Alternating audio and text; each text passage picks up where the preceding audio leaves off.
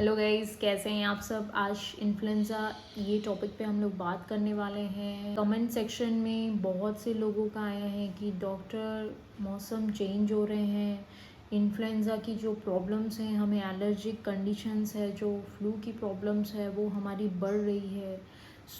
आज यही टॉपिक पे हम लोग बात करने वाले हैं। इन्फ्लुएंज़ा एक प्रकार का फ्लू है, ये एक वायरल इन्फेक्शंस है। ये एक ऐसी वायरल इन्फेक्शंस है जो डेडली बन सकती है, पेशेंट्स को हाई रिस्क में डाल सकती है।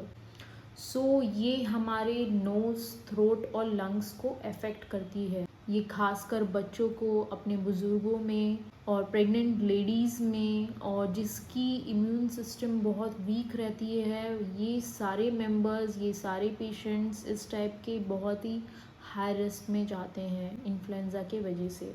इन्फ्लुएंज़ा वायरस के क्या क्या कॉजेज़ हैं, हमें इन्फ्लुएंज़ा कैसे हो सकता है।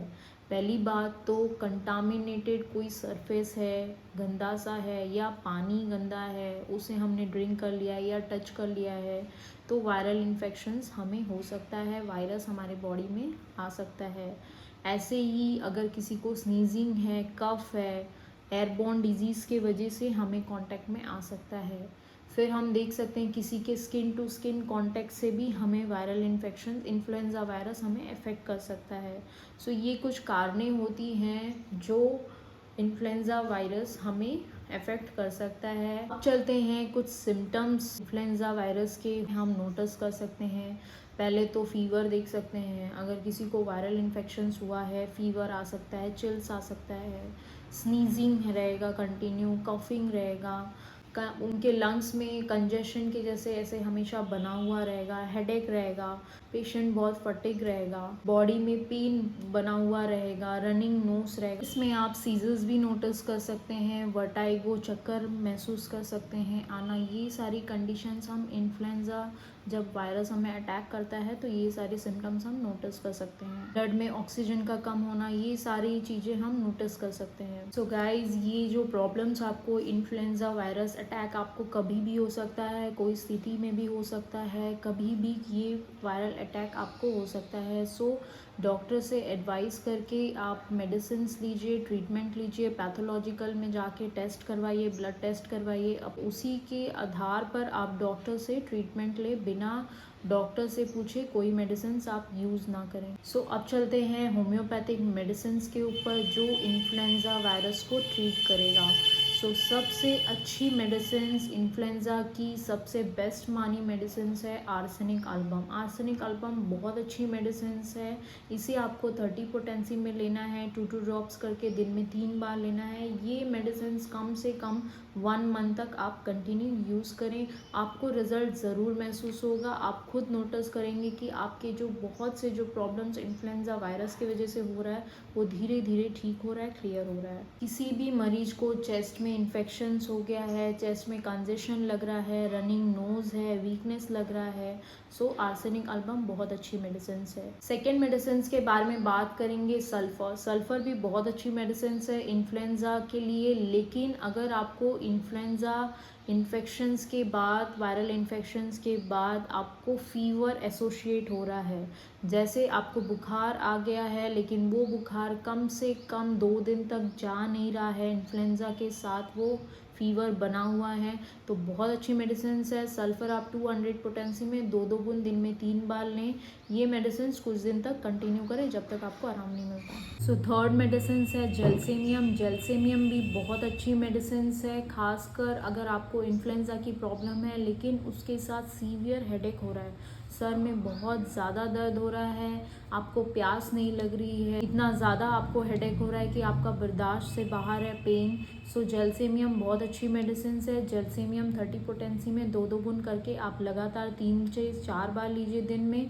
ये भी मेडिसिन आप कुछ दिन तक कंटिन्यू करें, आपको आराम मिलेगा। नेक्स्ट मेडिसिन के बारे में बात करेंगे। अगर आपको इन्फ्लुएंज़ा के साथ सीवियर चिल महसूस हो रहा है, ठंडी लग रही है, ऊपर से आपके बैक्स में, ऊपर से स्पाइन से लेके नीचे डाउनवर्ड वो आपके पैर तक जा रही है, एक्सट्रीमिटीज़ तक जा रही है, साथ में आपके मसल्स, बॉडी आपके बोन्स में बहुत ज़्यादा पेन है, सीवियर पेन है, तो इसमें सबसे अच्छी मेडिसिन है यूपेटेरियम परफोरेटम, बहुत अच्छी मेडिसिन है। ये मेडिसिन को आपको 30 पोटेंसी में दिन में 3 से 4 बार लेना है, 2-2 बूंद करके। ये मेडिसिन भी आप कुछ दिन तक कंटिन्यू करें, बहुत लाभ मिलेगा आपको। नेक्स्ट मेडिसिन है ब्रायोनिया। ब्रायोनिया अल्बा भी बहुत अच्छी एक्शन करती है। अगर आपको फ्लू के साथ लंग्स में इन्फेक्शन हो गया है, लंग्स में कंजेशन हो गया है, निमोनिया की प्रॉब्लम डेवलप हो गई है और आपको थोड़ी थोड़ी देर में प्यास लग रही है, थोड़ा थोड़ा पानी आप ले रहे हैं,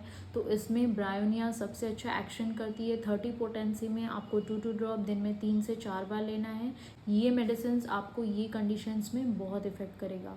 नेक्स्ट मेडिसिन के बारे में बात करेंगे। अगर आपको इन्फ्लुएंजा के साथ बलगम की प्रॉब्लम हो रही है, कफ बन रहा है, वो कफ इतना ज़्यादा स्टिकी है, येलो कलर का है, एकदम थ्रेड के जैसे है, इतना ज़्यादा स्टिकी बलगम आपको बन रहा है, तो काली बीज बहुत अच्छी मेडिसिन है। स्पेशली फ्लू के साथ अगर आपको कफ की प्रॉब्लम हो रही है, वो कफ स्टिकी है प्लस थ्रेड के जैसे इतना ज़्यादा स्टिकीनेस है, वो कफ में चिकट जैसा है, सो आप काली बीज 30 पोटेंसी में 2-2 बूंद करके दिन में 3 बार लें। अब एक ऐसी कंडीशन होती है कि हमारे सोसाइटी में हम नोटिस करते हैं कि इन्फ्लुएंजा फ्लू जो है वो फैल गया है, स्प्रेड हो गया है, पूरी सोसाइटी को हो गया है, एपिडेमिक जैसा स्प्रेड हो गया है। तो होम्योपैथिक में एक जीनस एपिडेमिकस करके मेडिसिन आती है, नैट्रम सल्फ, बहुत अच्छी मेडिसिन है। नैट्रम सल्फ आप 200 पोटेंसी में 2-2 बूंद करके दिन में 3 बार दे दें और कुछ दिन तक पूरी सोसाइटी स्प्रेड हुआ है उनको दे दें कुछ दिन तक, तो ये प्रॉब्लम्स ठीक हो जाएगी। नेक्स्ट मेडिसिन ये हम नोटिस कर सकते हैं इन्फ्लुएंजा फ्लू में, जैसे आपको बहुत ज़्यादा ठंड लग रही है, आपको इतना ज़्यादा ठंड लग रही है, आपके सर से लेके नीचे की ओर तक बहुत ज़्यादा ठंड लग रही है, आपके पूरे एक्सट्रीमिटीज़ लिम्स में पेन हो रहा है, साथ में एकदम ठंडा लग रहा है आपको, तो रस्टॉक्स इसमें बहुत इफेक्टिव मेडिसिन है। रस्टॉक्स आप 30 पोटेंसी में लीजिए, 30 पोटेंसी में 2 ड्रॉप लीजिए, दिन में 3 से 4 बार लीजिए। ये मेडिसिन कुछ दिन तक लेंगे तो ये सिम्टम्स में आपको रिलीफ मिलेगा। ये मेडिसिन ऐसी आती है जो अभी नॉर्मली वेदर चल रहा है, रेनी सीजन्स में जैसे ही बरसात होती है, वेदर चेंज होता है, उन्हें कफ हो जाता है, कंजेशन हो जाता है, रनिंग नोज हो जाता है, साथ में इन्फ्लुएंजा का इन्फेक्शन हो जाता है। तो उस कंडीशन में, उस स्थिति के लिए आप डल्का मारा 200 पोटेंसी में दीजिए, 2-2 बूंद 3 से 4 दिन दीजिए, 2-2 बूंद करके।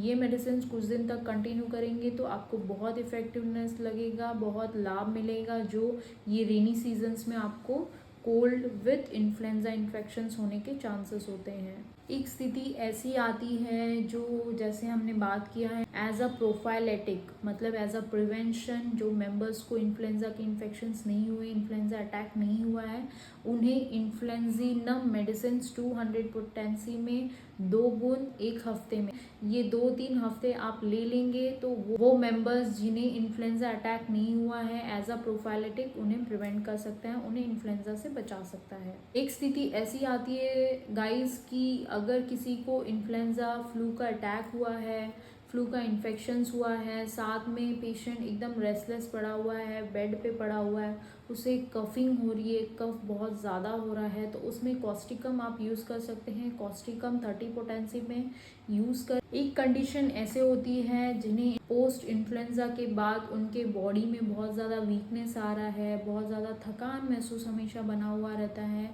पैर के जो तलवे हैं, हमारे सोल्स है, उसमें बर्निंग सेंसेशन बना हुआ रहता है, वीकनेस बना हुआ रहता है, लैक ऑफ एनर्जी रहता है, तो ये कंडीशंस में आप कार्बो वेज दे सकते हैं। 200 पोटेंसी में 2-2 बूंद करके दिन में 3 बार दीजिए, सुबह दोपहर और शाम। ये मेडिसिन कुछ दिन तक कंटिन्यू करेंगे तो उन्हें अच्छा लगेगा, उन्हें एनर्जेटिक लगेगा, जो बर्निंग सोल्स हो रहे हैं वो ठीक हो जाएंगे, थकान जो उन्हें महसूस हो रहा है, बार बार थोड़ा भी वर्कआउट कर रहे हैं तो उससे उन्हें बहुत आराम मिलेगा। एक ऐसे कंडीशंस आता है, इन्फ्लुएंजा तो वो व्यक्ति का ठीक हो गया, लेकिन इन्फ्लुएंजा ठीक होने के बाद वो अपने काम पे जा नहीं पा रहा है, अनएबल टू डू वर्क, तो ये स्थिति में आप लाइकोपोडियम दे सकते हैं। सो ये कुछ मेडिसिन है, बहुत इंपॉर्टेंट मेडिसिन बताया गया है इन्फ्लुएंजा फ्लू के बारे में। ये बहुत इफ़ेक्टिव मेडिसिन है, लेकिन ये मेडिसिन बिना डॉक्टर के प्रिस्क्राइब के आप ये मेडिसिन नहीं लीजिए। ये इंफॉर्मेटिव नॉलेज है। सो गाइज, ये वीडियो आपको कैसा लगा है प्लीज़ कमेंट सेक्शन में ज़रूर बताइए। और भी कोई ऐसे इंफॉर्मेटिव नॉलेज के बारे में, इंफॉर्मेटिव डिजीज़ के बारे में जानना चाहते हैं तो प्लीज़ कमेंट सेक्शन में ज़रूर करें।